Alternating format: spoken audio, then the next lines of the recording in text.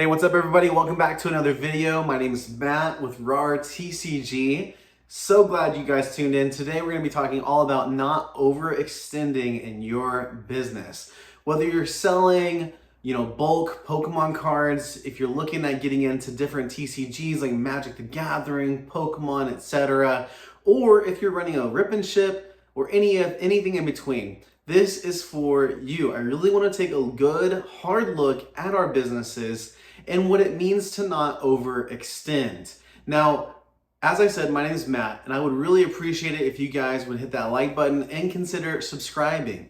If you don't like the video, hit that like button right in the face. All of those things are super helpful with growing the channel. I have a goal of hitting 1,000 subscribers. We are already over 600, y'all. That is crazy. And let's see if we can push that even higher. So if you want to help a small channel grow, go ahead and hit that share button, share it with some friends, share it on your favorite forum if you find value in this video. Let's go ahead and dive in though. It's been about a minute into the video. Let's jump into the content.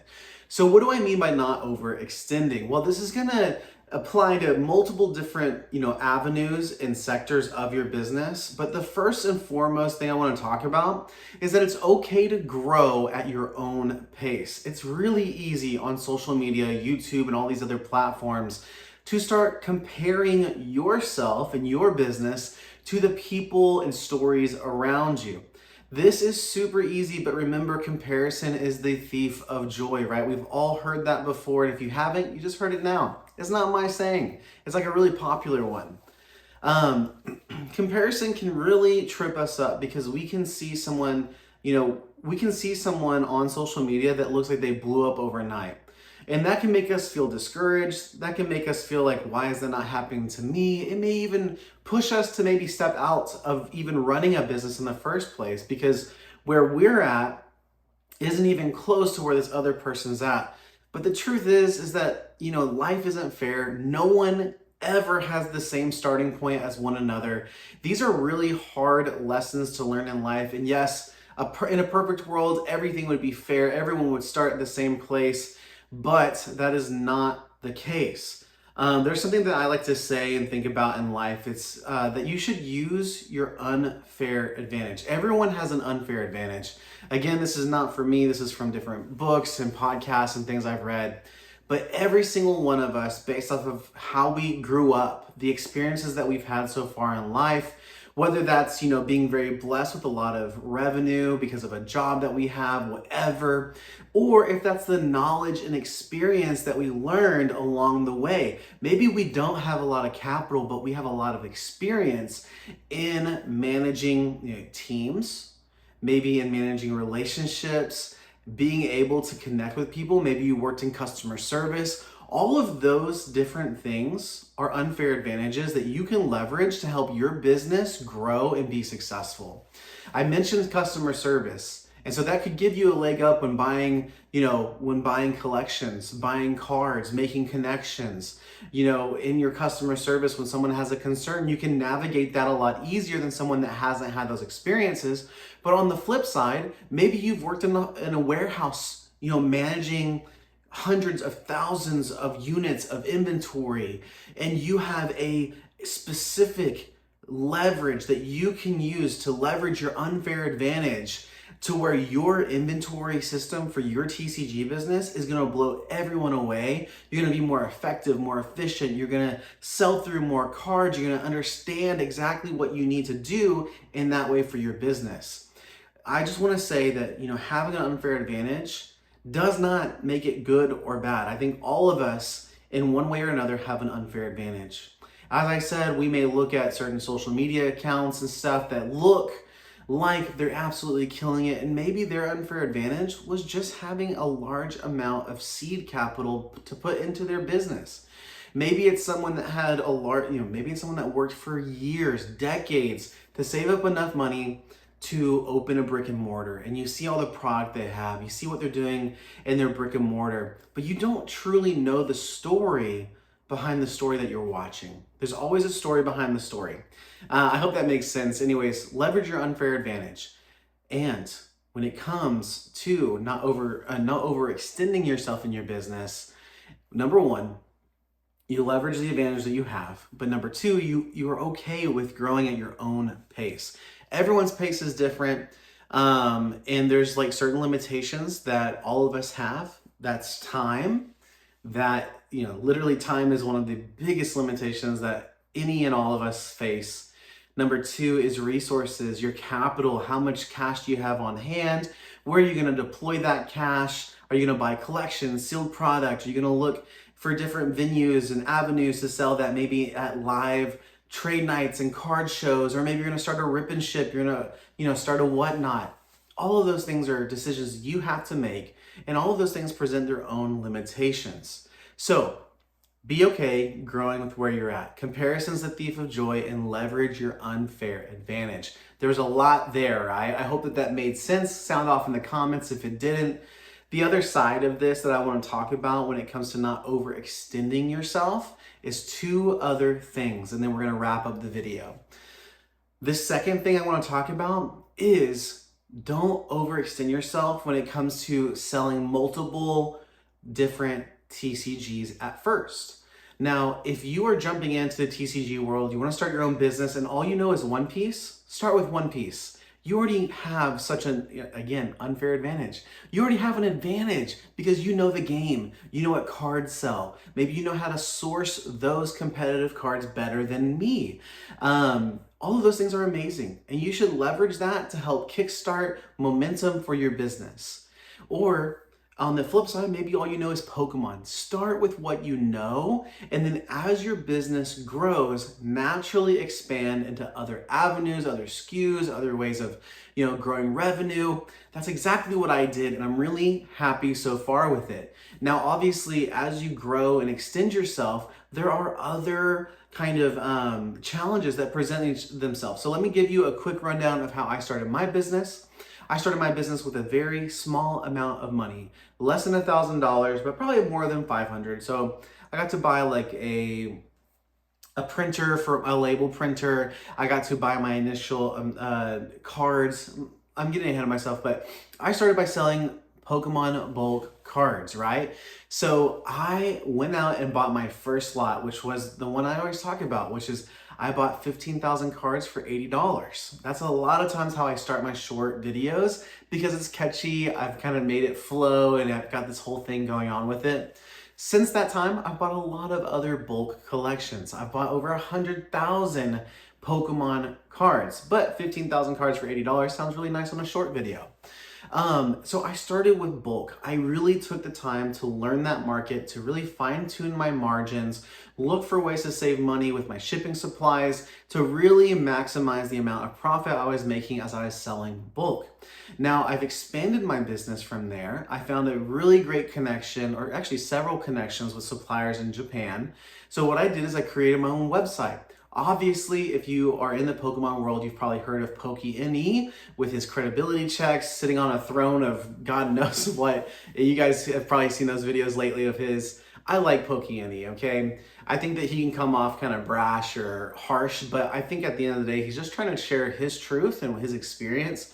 And I really appreciate that. His business content is super good, y'all. Super good. Highly recommend.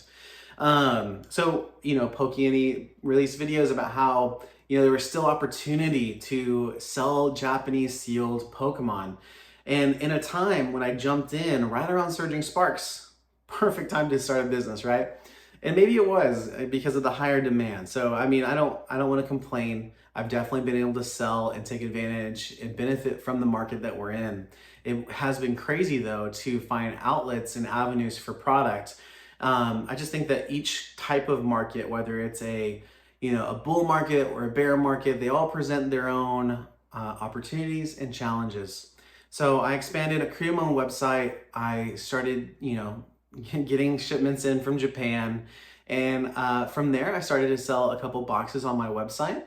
And the website also serves as a way for me to sell packs on my live stream. So I started a live stream on Fridays and Saturdays, at 8:30 p.m. CST is when I get started. And I'm really excited because that's grown over time. But the primary reason for starting that was one, yes, to sell some products, to allow that to also generate revenue for me to churn through some of that Japanese product in the packs that I have. But more than that, it's a way to connect with people. I've had really, really amazing conversations with people trying to start their own businesses, or maybe they are currently selling cards and they're working their way up to be a level 4 seller. All of the stories are amazing, inspiring. The stream is just a place to hang out, to talk, to ask questions, interact with me in a more like real-time way. So if you ever want to join, you can. You don't have to buy packs, but that's always there. As a business, I want to have opportunities to make revenue and to make sales. And ultimately the goal with my website, with the with my mailing list and everything that's happening there, my sales data, is to eventually leverage that to get a distributor. And I don't think that's going to happen anytime soon, to be honest. But I want to continue to grow my presence online, continue to grow my sales, the stream, everything that I'm doing, so that when it is possible to get a distributor, again, I will be in a much better position to leverage all of the experience that I've had so far. Leverage is just like the theme of this video, right? So that's kind of what I've done. Since then, I started with bulk, expanded into Japanese sealed, bought some collections. All of that was Pokemon. All of that has been Pokemon. Pokemon has been the backbone, the foundation of everything that I'm doing.